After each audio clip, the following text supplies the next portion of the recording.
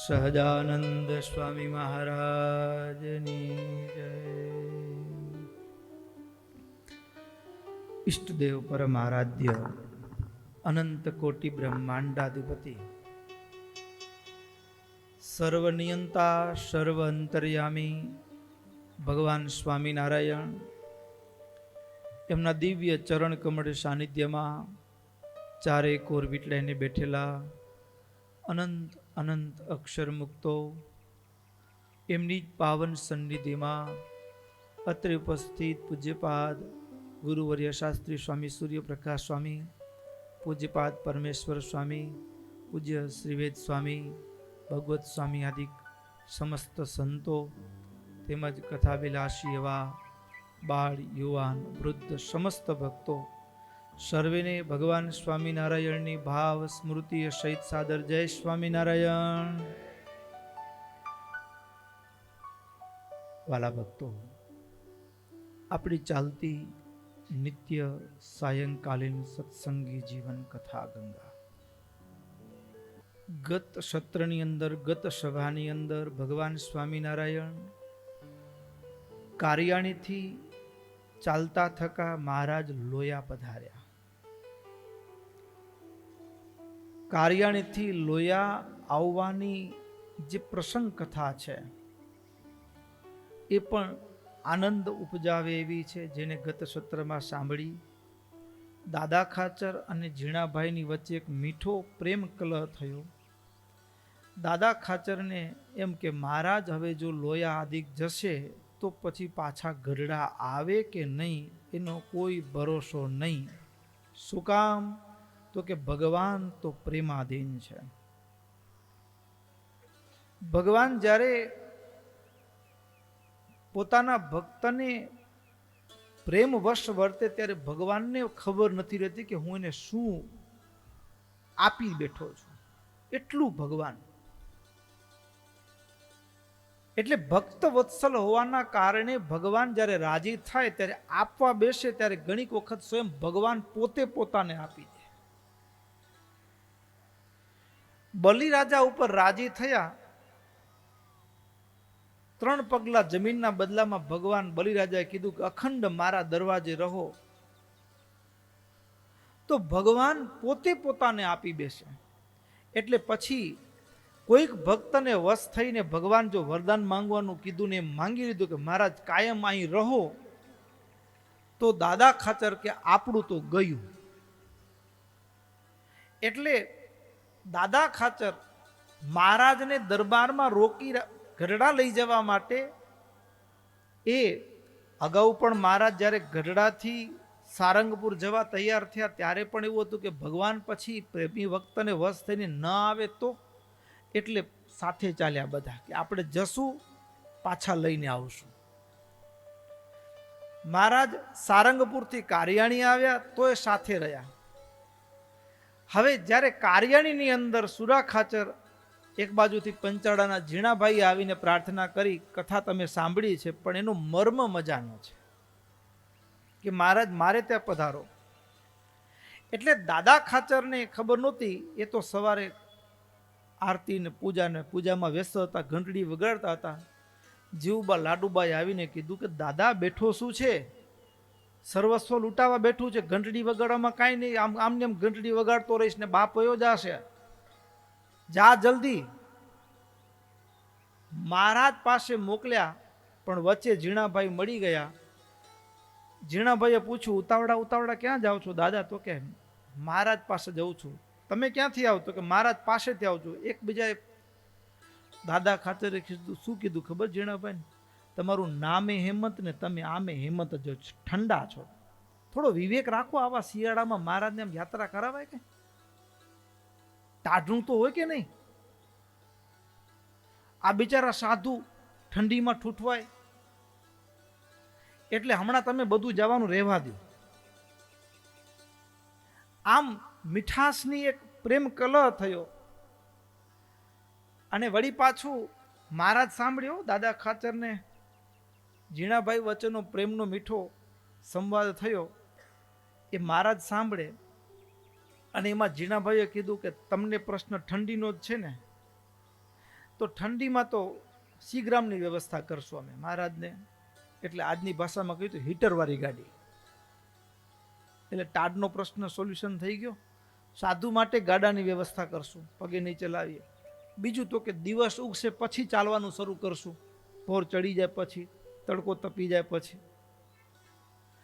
આમ મીઠો સંવાદ થયો અને પછી મહારાજે સભામાં કીધું બંનેને સાંભળીને, એ ભાઈ ઠંડીનો વાંધો નથી, અમે ઠંડીના ટેવાયેલા છે, કારણ કે અમારું છપૈયા છે ને એ હિમાલયની તળેટીમાં જ આવે આમ તો, એટલે ત્યાં ટાઢ વધુ હોય એટલે ટાઢનો કોઈ પ્રશ્ન નથી ટાઢનો પ્રશ્ન. બીજું, અમે હિમાલયમાં 7 વર્ષ સુધી જ્યારે વિચરણ કર્યું ત્યારે ખુલ્લા પગે, એટલે ટાઢથી તો અમે સારી પેઠે ટેવાયેલા છે. એટલે દાદાને થયું કે મહારાજની મરજી નથી, એટલે હવે કંઈ મેળવામાં પણ મજા નથી. પણ વળી પાછું ધીમેકથી રહીને બીજો પ્રસ્તાવ મૂક્યો, મહારાજ ટાઢનો વાંધો ન હોય, પણ આ જીવબા લાડુબા એને કેવડાવ્યું છે. મહારાજ કે એ તો નહીં. અને મહારાજ હવે લોયા પધાર્યા. લોયા ગામમાં મહારાજ પધાર્યા, ઉમળકાભેર સ્વાગત થયું. એ બધી કથા ગઈકાલે સાંભળી, પણ લોયામાં શું થયું એ કથા આજે. લોયાની અંદર મહારાજે રોકાણ કર્યું. સંપ્રદાયનો પ્રસિદ્ધ ઇતિહાસ છે, અને આમ જોઈએ તો એક અનોખા ઉત્સવનું એક કેન્દ્ર સ્થાન સાક્ષી એ લોયા છે. લોયા આમ જોઈએ તો ગામડું, કાઠિયાવાડનું સૂકું ગામડું લાગે, પણ એ ગામના ભક્તોની અંતરંગ અવસ્થા કેવી હશે એ કલ્પના કરી શકાય. કારણ કે લોયાના બધા જ વચનામૃત મોટા ભાગના રાત્રિના સમયના છે. ક્યારના છે? રાત્રિના સમયની સભાના છે, અને બહુ ગહન ગહન જ્ઞાનની વાતો છે. એટલે એનો મતલબ કે શ્રોતા બધા એવા હશે જ્ઞાન પીપાસુ, ગામડાના આખો દિવસ ખેતી કરે પણ હૈયું જ્ઞાનથી ભરપૂર હશે. એટલા માટે મહારાજે જ્ઞાનની વાતો લોયાની અંદર બહુ સરસ કરી છે.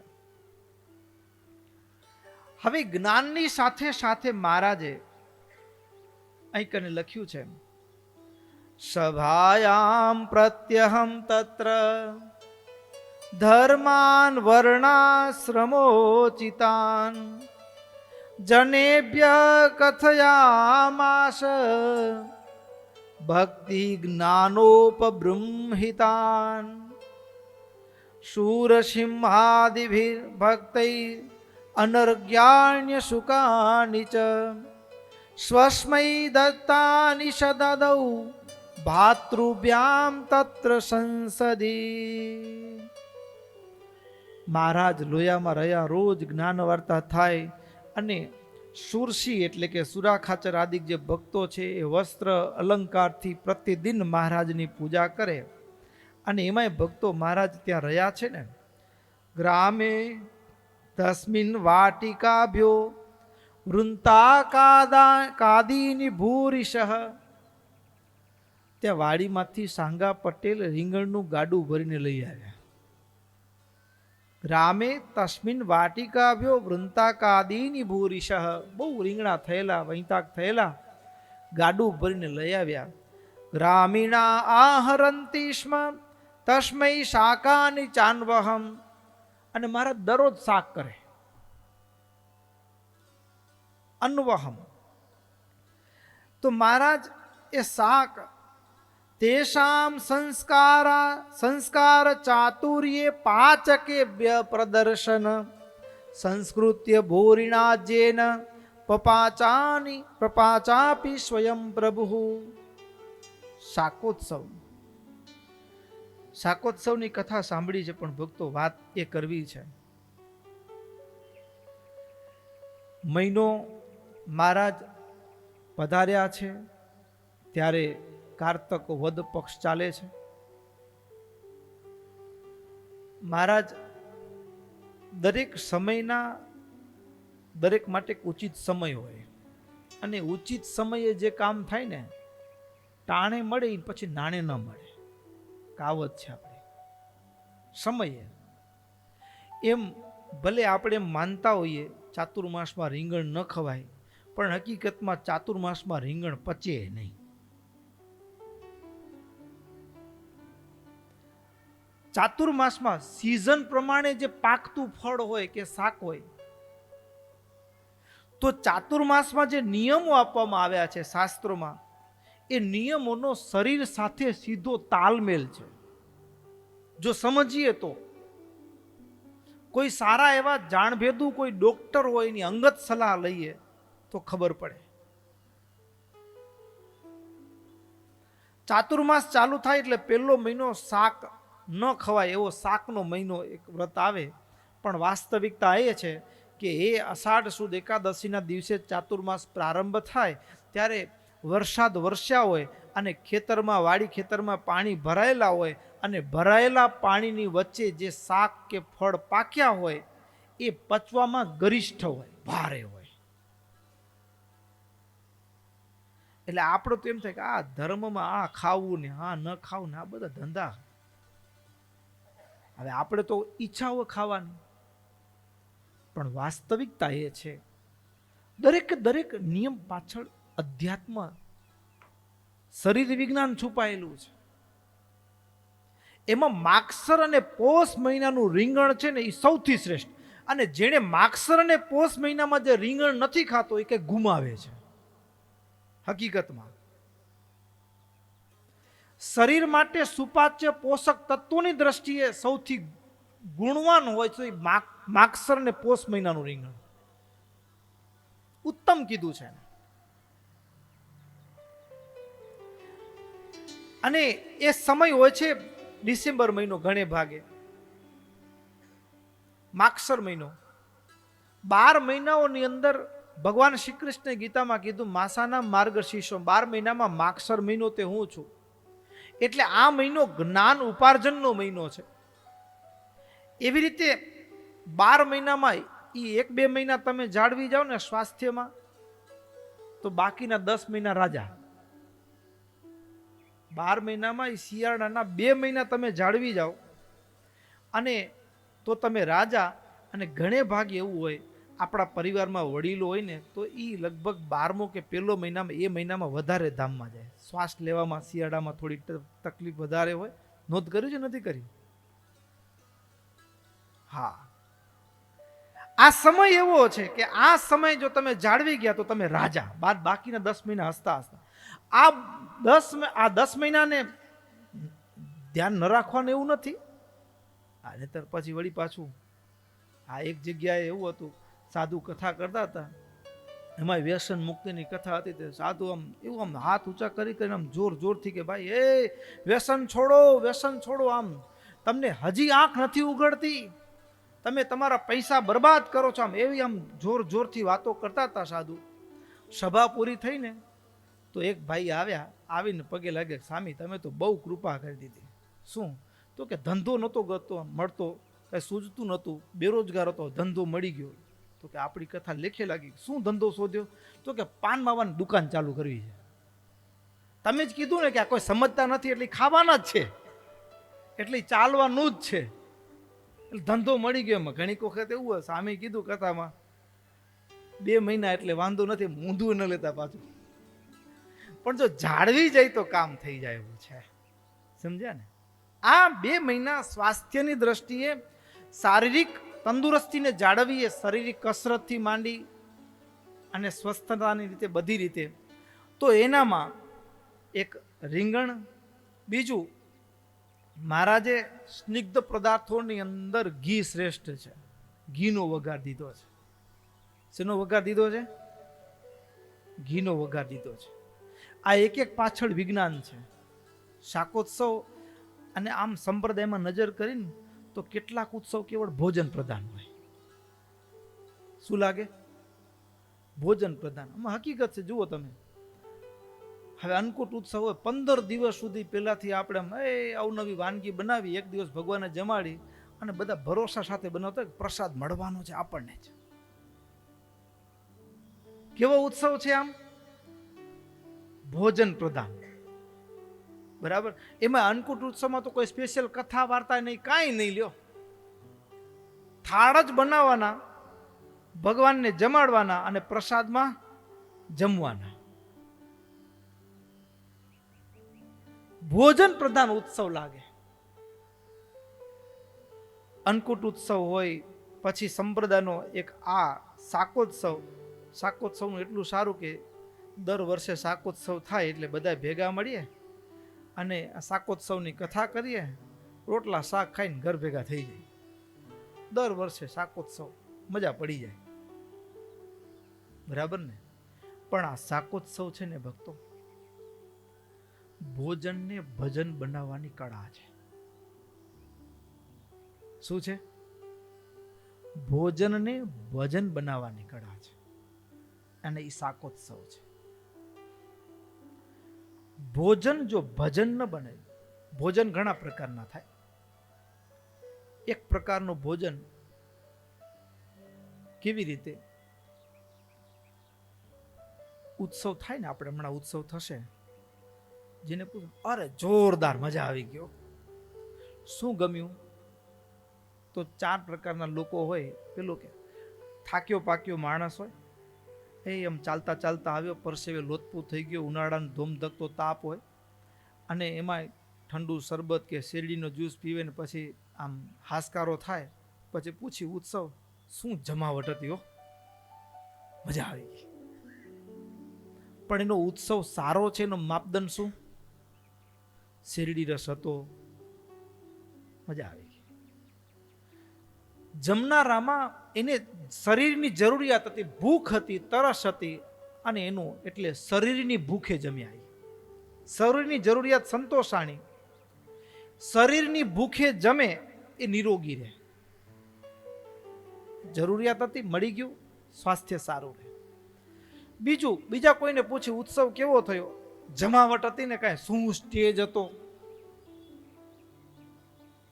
પછી એમાં વળી પાછું સ્વામીએ નામ લીધું હોય, મંચ ઉપર બોલાવ્યા હોય, સ્વામી આપણું બહુ રાખ્યું. તો બીજો જે વ્યક્તિ ને બીજા પ્રકારના લોકો છે, ઇન્દ્રિયારામ કહેવાય. કેવા કહેવાય? ઇન્દ્રિયારામ. એટલે કે બહારની ભભકતા જુએ અને મજા પડી જાય, અને પૂછે કેવો ઉત્સવ? તો જોરદાર હતો. જમણવાર? તો કે જોરદાર. તો એ ઇન્દ્રિયોની જરૂરિયાતો, ઇન્દ્રિયોની તુષ્ટિ થાય, પુષ્ટિ થાય એવું મળે તો ગમે, તો ગમે. જમવાનો શોખીન હોય ને, ઉત્સવમાં જમવાનું સારું હોય, બે શાક હોય, 2 ફરસાણ હોય, 2 મિષ્ટાન હોય, આવું અવનવી વાનગી હોય, ને પછી પૂછી ઉત્સવ. ઘણા ઉત્સવ જોયા, પણ આ ઉત્સવ જેવા બીજા નહીં હોય. પણ એનો માપદંડ પાછળનું કારણ શું છે? ભોજન. તો પેલા પ્રકારનો જે છે એ શરીરની ભૂખે જમે છે. બીજા પ્રકારનો જે વ્યક્તિ છે એ મનની ભૂખે જમે. ઈચ્છા હોય એ મળે તો તૃપ્ત થાય, અને મનની ભૂખે જે જમે છે એને રોગ થાય. શું થાય? મનની ભૂખે, શરીરની ભૂખે જમે તો નિરોગી રહે, મનની ભૂખે જમે તો એને રોગ થાય. કારણ કે મનની ભૂખે જમનારો માણસ છે ને, એ જરૂરિયાતને જોતો નથી. હા, ઘણીક વખત શું હોય, છોકરાઓ હોસ્ટેલમાં ભણતા હોય ને, તો એમાં સેવ ટમાટરનું શાક બનાવે ને, હા, તો એ 2 જ રોટલીની કેપેસિટી પણ 10 રોટલી જમી જાય. એ મનની ભૂખ છે. શેની ભૂખ છે? મનની ભૂખ છે. પછી ક્લાસમાં માથું મૂકીને સૂતા હોય.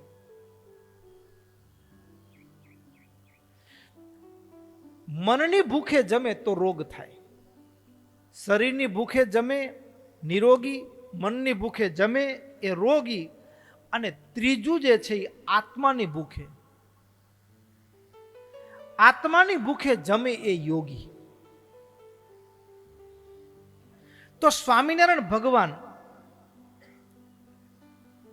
ભોજન અને ભજન કેમ બનાવવું, એની કળા એ શાકોત્સવ છે.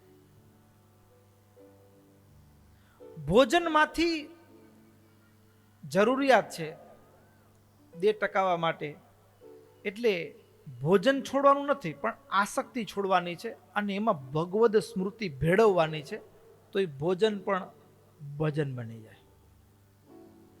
અને ભોજનને ભજન બનાવવાની કળા એ શાકોત્સવ છે.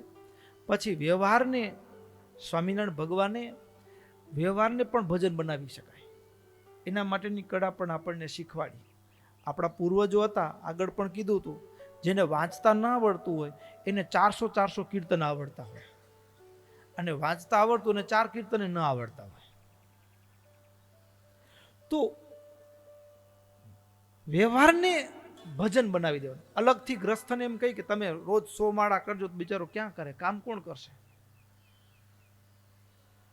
કામ કોણ કરશે?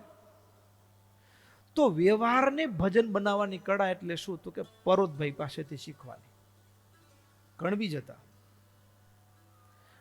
પર્વતભાઈ સાતી હાંકતા હાંકતા માનસી પૂજા કરતા હતા. પલોઠી વાળી નહોતા બેઠા. હા, પલોઠી વાળીને બેસી નહોતા ગયા કે ભાઈ મારે 12 વાગ્યાનો સમય થયો એટલે હવે હું કાંઈ કામ નહીં કરું. સાતી હાંકતા હાંકતા માનસી પૂજા કરતા હતા. એટલે કર્મને ભજન બનાવવાની કળા છે આ. આપણા વડીલો, બચુ બાપા બેઠા છે, વિશ્રામ બાપા, કેટલા બધા કીર્તનો આવડતા હોય. વડીલો બાપાને તો વાંચતા આવડે છે, પણ જેને વાંચતા ન આવડતું હોય ને, એ પણ 2 કેરા હલાડી અને બાજુની વાડી વાળાને કીર્તન આવડતું ને 1 કડી શીખી આવે, પછી બોલ્યા રાખે, પછી વળી એ આવડી જાય એટલે વળી પાછા 2-4 કેરા હલાડી વળી દોડીને શીખી આવે. અને આમ કરતા સાંજ સુધીમાં આખું કીર્તન 4-4 પદ કંઠસ્થ કરી લે. અભણ માણા કામ કરતા કરતા, યદ્યપિ વાડીમાં પાણી વારવું એ તો વ્યવહારનો પ્રસંગ છે, આજીવિકાનું માધ્યમ છે, પણ એ વ્યવહાર પણ ભજન બની જાય. પછી બીજું શું કરે? તો કે ઘણીક વખત આજુબાજુ વાડીમાં યોગ ન હોય તો આપણે અત્યારે નવરાત થાય તો મોબાઈલમાં રીલ જોઈએ, એક આંગળી થતી જાય ઊંચું.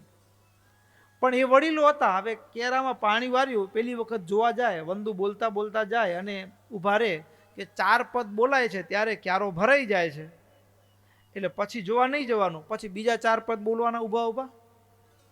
એનું ટાઈમર હતું, ઘડિયાળ નહોતું. એ 4 પદ બોલવાના, કેરો ભરાઈ ગયો, વાળી લેવાનો.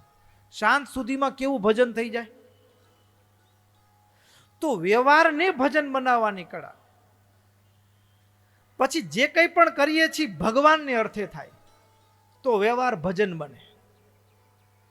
તો શાકોત્સવ ભોજનને ભજન, અને કેટલું અદ્ભુત. સાંગા પટેલ જ્યારે એ રીંગણનું ગાડું લઈને આવ્યા ને, અને તૈયારીઓ થઈ, મહારાજ કે આજે શાક અમે બનાવશું, અને શાક સંતો સુધારે ધોઈને 4 ચીરીઓ કરીને, કથા તમે સાંભળી છે એટલે રિપીટ નથી કરતો, પણ શાક સુધારે મહારાજ વઘાર દીધું ને, વઘારમાં જમાવટ તો ત્યાં હતી. અરે કોઈ હરિભગત મીઠું લઈ આવે તપેલી ભરીને ઘરેથી, હા, કોઈ રાઈ, કોઈ જીરું, જે મસાલા આવે, પછી કઈ હોય તો કઈ માપ તો હોય કે નહીં, પણ મહારાજ તો બધું એમાં પધરાવી દે. બધું મહારાજ એ શાકમાં મૂકતા જાય, અને ઘડીકમાં માનવ બુદ્ધિને એક વિચાર આવી જાય કે મારું આમાં તો કઈ દમ નહીં હોય હવે. અને સુરા બાપુ તો મનમાં વિચાર કરે કે કેમ કરશું, એકલા શાકથી તો કામ પતશે નહીં. મહારાજ ભલે એમ કે છે કે બીજી કાંઈ તૈયારી ન કરતા, અમે શાક બનાવીએ છીએ, પણ સુરા બાપુએ પાછળથી થોડી બીજી વ્યવસ્થા રાખી હો, લાડુ કે ફરસાણની કે બધી. આબરૂ ન જાય એટલા માટે વ્યવસ્થા રાખી. પણ ભક્તો, જ્યારે પંગતમાં પહેલી વખત શાક પીરસાયું ત્યારે કોઈએ થોડું લીધું હશે, પણ જેણે મોઢામાં મૂક્યું ને, હા, બધાના મુખમાંથી એક શબ્દ હતો, શાક લાવો, શાક લાવો. બધાના મુખમાં એક જ શબ્દ હતો, શાક લાવો, શાક લાવો. આ શબ્દ કેટલું જમ્યા ખબર છે? આપણે તો આટલી એટલી ચમચીઓ આવી ગઈ, ચમચા આવી ગયા, આવડાક આવડાક, હા, ડંકા આવતા, અને એ ભરી ભરીને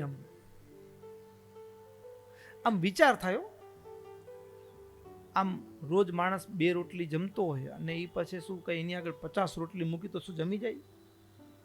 જગ્યા તો કેટલી શરીરની, આટલું પેટ છે એટલી જ ને. તો આ બધા મહારાજ પંગતમાં જાય, મહારાજ આમ શાક પીરશે, તો આ બધા જમતા તઈ જતું ક્યાં હતું?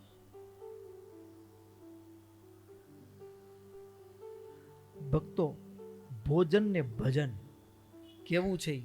એ ભક્તો શાક નહોતા જમતા, એ ભક્તો દેખાતું હતું શાક, પણ વાસ્તવમાં પરમાત્માનો અમૃત રસ જમતા હતા. અમૃત રસનું પાન કરતા હતા. અને જ્યારે એ ભોજનમાં ભગવાન ભળે ને, ત્યારે બને શું? તો કે ભોજન છે ને નિર્ગુણ ભાવને પામી જાય. ભોજન નિર્ગુણ ભાવને પામી જાય. અને એટલા માટે તો ધમડકાની અંદર મહારાજ પધાર્યા. ધમડકાની અંદર મહારાજ પધાર્યા તો કેવું થયું? તો કે કરણીબાઈ મહારાજે કીધું ભૂખ લાગી છે કે જટ તૈયાર હતો લઈ આવો. મહારાજ બીજું તો કઈ તૈયાર છે, વાંધો નથી. 300 માણસની રસોઈ તૈયાર હતી. કેટલાની? ઈ જમાનાનો 300 માણસની રસોઈ તૈયાર હતી. અને ત્યાં 3 સાધુ આવ્યા મહારાજના, સચ્ચિદાનંદ સ્વામી આદિ. મહારાજ પૂછ્યું, મહારાજ ભૂખ્યા છે. કરણીબાને મહારાજ પૂછે, મારા સાધુ આવ્યા છે ને ભૂખ્યા છે, જમાડશો? અરે મહારાજ 300 માણસનું તૈયાર છે, સાધુ 3 જ છે ને. મહારાજ કે વિચારીને કેજો, આ દુર્વાસાના વંશજ ગણાય. અરે મહારાજ 300 માણસનું રસોડું તૈયાર છે, 3 જમાડવામાં શું વાત છે? સારું. મહારાજ કે પીરસશું અમે, અમારા સાધુ છે એટલે તમે લાવો, તમારે લાવીને અમારે આપવાનું, અમે સાધુને પીરસશું. 3 સાધુ 300 માણસનું રસોડું જમી ગયા. આવડા મોટા કડાયા હોય અને જમવાની ક્રિયા તો આટલું જ, એ ક્યાં જતું હતું? વિચાર થાય કે ન થાય? 300 માણસનું રસોડું 3 સાધુ જમી ગયા.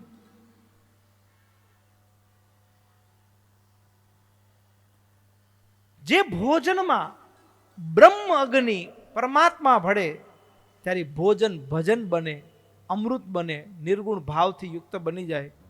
માન્યમાં ના આવે, પણ થોડુંક જ આમ બુદ્ધિને હલાવશો તો 7 માણસ બાથ ભરે, 7 માણસ બાથ ભરે એટલો ઘેઘુર વડલો હોય, અને પછી કદાચ એ વાવાઝોડામાં પડી ગયો હોય અને આપણે એને કાપીને ટુકડા કરીએ અને કન્ટેનર ભરીએ તો મને લાગે 1-2-3 તો કન્ટેનર ભરાઈ જાય. 7 માણસ આમ બાથ ભરે એટલો મોટો ઘેઘુર વડલો હોય અને એ પડી ગયો હોય અને એના ટુકડા કરી તો 2-3 કન્ટેનર ભરાય, પણ એ જ વડલો હોય અને આગ લાગે તો કેટલું થઈ જાય? રાખ થઈ જાય. અને એ 2-3 કન્ટેનર ની એ એકલો માણસ ફાંટમાં ઉપાડીને રાખ ઉપાડીને ચાલતો થઈ જાય. થાય કે ન થાય?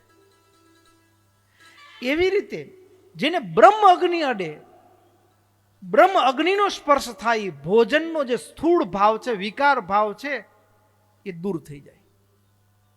એટલે સંતો એ પંગતની અંદર એ શાક લાવોનો શબ્દ થતો હતો, પણ શાક નહોતા જમતા, મૂર્તિનું પાન કરતા હતા.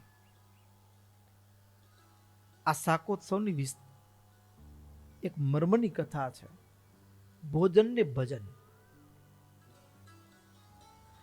ભોજન ને ભજન.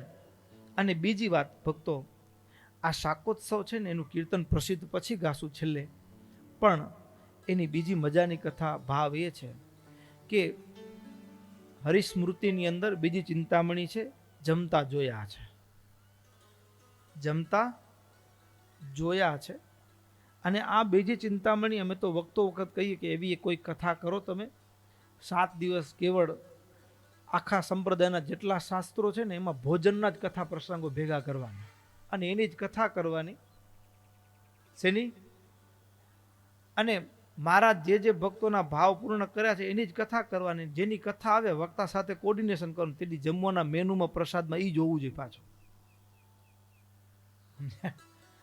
જે વાનગીની કથા આવે એ વાનગી હે સિંગડીઓ એટલે એવી કથા પણ જમતા જોયા છે. મારે કેવું છે ભક્તો, શાકોત્સવ દ્વારા યાવત ચંદ્ર દિવાકરો સ્વામિનારાયણ સંપ્રદાયનો આશ્રિત હશે ને એ શાકને જોશે ને મહારાજ યાદ આવશે. શું યાદ આવશે? મહારાજે શાકોત્સવ દ્વારા પોતાની મૂર્તિની ભેટ આપી છે. જેમ છપૈયાની અયોધ્યાની કથા આપણે સાંભળી છે. સુવાસીની ભાભીની વીંટી ચોરી અને ઘનશ્યામ પ્રભુ એ કંદોઈને ત્યાં આપી અને મહારાજ મીઠાઈ જમ્યા. પણ વાસ્તવમાં વીંટી નથી ચોરી. વાસ્તવમાં મહારાજે વીંટી નથી ચોરી. વાસ્તવમાં વીંટી નથી ચોરી. શું ચોર્યું છે તો કે સુવાસીની ભાભીને જે દિવસથી ઘનશ્યામ મહારાજની ઓળખાણ થઈ કે મારા દિયર છે એ સાક્ષાત ભગવાન છે, ભગવાન છે, એટલા માટે ભાભીએ શું કર્યું તો કે જાગે ના પહેલા જાગી જવું, એ સુવે ના પછી સુવું, બધી સંભાળ ભાભી એકદમ શુદ્ધતાપૂર્વક સાવધાનીપૂર્વક રાખતા હતા. ભાભીને અખંડ ઘનશ્યામ દેખાતા હતા. પણ ભાભી જ્યારે વીંટી જુએ ને ત્યારે એને તરગામ યાદ આવતું, પિતા યાદ આવતા, બલદેવ પ્રસાદ યાદ આવતા. એક ખોટ હતી. અને બેનો હોય ને પતિ તરફથી ગમે એટલું મળ્યું હોય એના કરતા બાપ તરફથી મળેલું ખાલી એક નાનકડી વીંટી કે ઉતરી હોય ને પહેર્યો ને તો કે આ દીદી કેને ખબર હે ને, આપણે યાદ કરાવ્યો. પણ એ તો મજા છે ગ્રસ્ત જીવન. ભક્તો, ભાભીએ વીંટી જુએ અને દરગામ યાદ આવતું. પણ હવે ભગવાને કેવી ભેટ આપી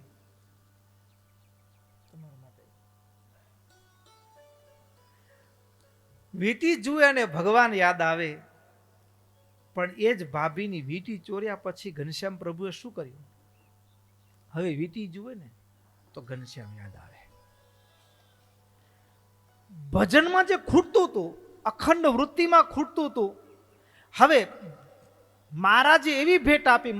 ભાભીને ખબર નથી, ભાભી પોતાનું ભવિષ્ય નથી જાણતા, પણ ભગવાન જાણે છે કે મારે એક લાંબી યાત્રાએ જવાનું છે અને મારા વિયોગમાં ભાભી નહીં જીવી શકે.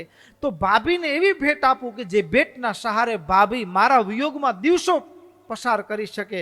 એટલે મહારાજે એ વીંટી ચોરી અને અખંડ વૃત્તિની ભેટ આપી. અને એના પછી ભાભીએ વીંટી જુએ ને ઘનશ્યામ યાદ આવે. એને મોસાળ યાદ નહોતું આવતું એના પછી કોઈ દિવસ. એમ જિંદગીમાં આપણે ભાગ્યશાળી છીએ. ગમે એટલા શાક સારા બન્યા હોય, ગમે એવું સારું બને, પણ શાક જોઈને સ્વામિનારાયણ યાદ આવે. જેમ પેલું કીર્તન છે ને, એ ગઢપુર જોતા ને શ્રીજી મુને સાંભળે, એમ વૈતાક જોતા ને શાકોત્સવ સાંભળે. યાવત ચંદ્ર દિવાકરો સ્વામિનારાયણ ભગવાને વૈતાકની સાથે પોતાની સ્મૃતિની ભેટ આપી છે આપણને. એટલે ભોજન ને ભજન. શાક એ કેવળ પેટનો ખાડો પૂરવા માટે નથી, પણ એમાં ભગવાન ભળે તો એ ભજન બની જાય. અને ભક્તો, બ્રહ્મ ભાવ સાથે પીરસનાર મહારાજ હોય, બનાવનાર મહારાજ હોય, અને આવા ભાવથી જ્યારે બન્યું હોય અને એ જ્યારે પ્રસાદ લે ત્યારે એની વાત કંઈક જુદી હોય. એટલા માટે મહારાજ સંદુક્ષોધાન કે જ્ઞિમ તદુપરી પૃથુલમ સતકટાહમ નિધાય क्षिप्तद्वाज्यं भूरि तस्मिन् नति कडकडिते चारुवृन्ताकशाकं क्षिप्त्वा छुङ्कारकारी करकमललसद् धस्तको वीक्षमाण पीता पीतांशुकस्वान् प्रहसितवदनान् सोद्युतस्मेरवक्त्र. જે કીર્તનની અંદર પ્રેમાનંદ સ્વામી ગાયું છે, પડી વખાણું શાકોત્સવ લીલા કરી વળી વખાણું શાકોત્સવ લીલા કરી નયણે નિરખ્યા કરતા સુંદર શાક જો નયણે નિરખ્યા કરતા સુંદર શાક જો દ્વાદશ મણએ કાક્ષર તો વગારમાં દ્વાદશ મણએ કાક્ષર તો વગારમાં જોવાયા વ્યા શિવ બ્રહ્મા તજનાક જોવાયા વ્યા શિવ બ્રહ્મા તજનાક પડી વખાણું શાકોત્સવ લીલા કરી નયણે નિરખ્યા કરતા સુંદર શાક જો ચિરિયો ચાર સુધારીને વૈતાકની ચિરિયો ચાર સુધારીને વૈતાકની મેલે મોટા ભાંડ મહી ભગવાન જો મેલે મોટા ભાંડ મહી ભગવાન જો લવણ મસાલો હલદી મરચા માવજી લવણ મસાલો હળદી મરચા માવજી નિજ હાથે લઈ નાખે કૃપા નિધાન જો નિજ હાથે લઈ નાખે કૃપા નિધાન જો બડી વખાણું શાકોત્સવ લીલા કરી નયણે નિરખ્યા કરતા સુંદર શાક જો ભક્તો શાક બનાવનાર ખુદ ભગવાન છે. મહારાજ જ્યારે શાક બનાવતા હોય એની આખું પ્રસંગનું પ્રેમાનંદ સ્વામી આંખ સામે જુએ છે અને આ બેહૂબ જેમ ક્રિકેટના મેદાન ઉપર મેચ રમાતી અને કોમેન્ટ્રી ચાલુ હોય ને એમ આ કીર્તન નથી. પ્રેમાનંદ સ્વામીએ એ પ્રસંગને જાણે કે કોમેન્ટ્રી લખી હોય, આંખો દેખાલ જેવું જુએ છે એવું લખે છે. અને સ્વામીએ તો કેવું લખ્યું કે આ જે મહારાજે વઘાર દીધો તો ને એ ત્યારે શું બન્યું હતું, જોવા આવ્યા શિવ બ્રહ્મા તજી નાકજો. નાક એટલે આ નાકની વાત નથી, નાકનો એક અર્થ થાય સ્વર્ગ. તો સ્વર્ગ છોડીને દેવતાઓ એ ભગવાને જે વઘાર આપ્યો એ જોવા માટે આકાશની અંદર દેવતાઓના વિમાનો છવાયા હતા. એ વઘાર કેવો હશે, એ શાક સુધારેલું કેવું હતું, તો એના માટે પણ સ્વામીએ કીધું કે ચીરિયો ચાર સુધારી વૈતાકની મેલે મોટા ભાંડમાં પાત્રમાં મહારાજ મૂકતા જાય. લવણ મસાલો હળદી જે આવે મહારાજ પોતાના હાથેની અંદર નાખતા હતા. અને પછી નાખ્યા પછી તમે ખભે નેપકિન રાખો, હાથ લૂછવા માટે રસોઈયા હોય જે આપણે સારા હોય એવી રીતે, અને ઘણા તો પછી આમ લૂછતા હોય. હા, એટલે જુદું જુદું હોય, પણ આપણે તો સત્સંગના સંસ્કાર મળ્યા છે. પણ મહારાજ ક્યાં લૂછતા હતા જોઈએ. હલદી વાળા હાથ લુવે નિજ ધોતીએ, હલદી વાળા હાથ લુવે નિજ ધોતીએ, શોભે સુંદર પીરે પટ પર બ્રહ્મ જો, શોભે સુંદર પીરે પર બ્રહ્મ જો અક્ષર પર પુરુષોત્તમજીએ નરવપુ ધર્યું અક્ષર પર પુરુષોત્તમજીએ નરવપુ ધર્યું જાણી મોટા મુનિએ કાંતિક મર્મ જો જાણે મોટા મુનિએ કાંતિક મર્મ જો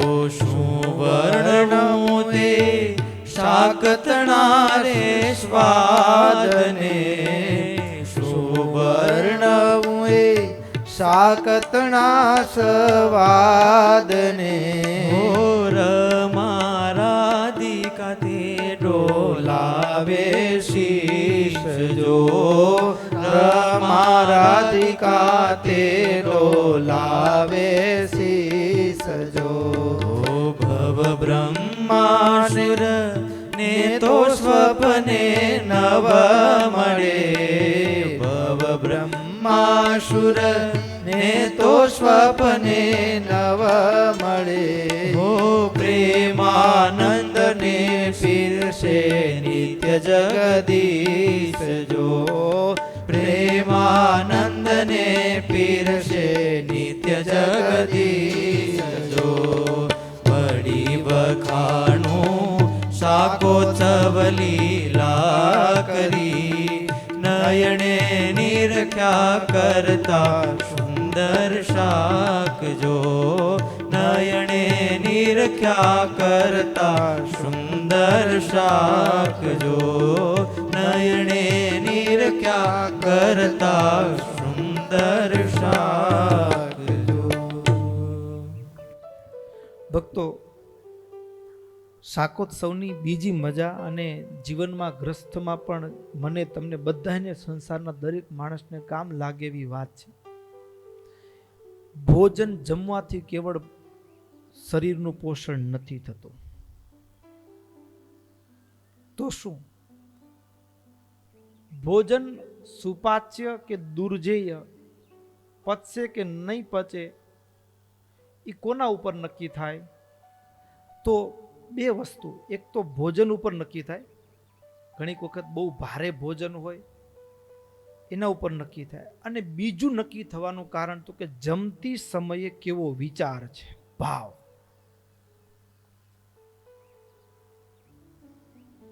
ભોજન અને ભાવ આ બે ઉપર એની ગતિ થાય. જમવાના સમયે કેવો વિચાર હતો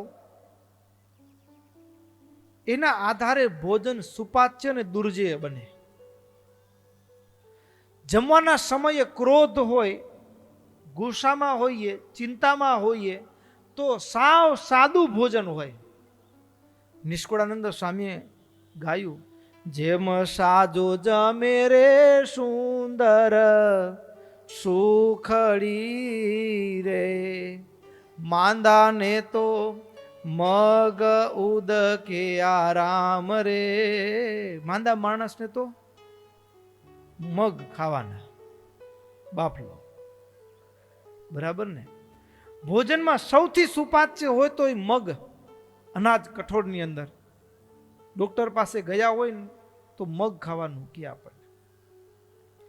અને અનાજ છે એ મુખ દ્વારા જ, એ મુખમાં કોળીઓ ચાવવાથી પછી જ એ અંદર જાય તો જ પચે છે. અને જો એ એમને એમ જમી જઈએ, ઓપરેશન કર્યું હોય, નળી મૂકી હોય તો લિક્વિડ નાખવાનું, લિક્વિડ જમવાનું કહેશે ને, એ પણ ફ્રૂટના જ્યુસ, અનાજનો જ્યુસ નહીં કે. ભોજનમાં આપણે જમીએ છીએ, ચાવીએ છીએ, એની અંદર જે મુખમાં જે થૂક જેને કહીએ છીએ, વાસ્તવમાં લાળ છે, સેલાઈવા છે, એ ભોજનમાં ભળે. જેવી ભળે ને એના આધારે ભોજન પચે. અને એ જે લાળ છે એ કેના આધારે બને? તો કે જમવાના સમયે જેવો વિચાર હોય ને એ આધારે તૈયાર થાય.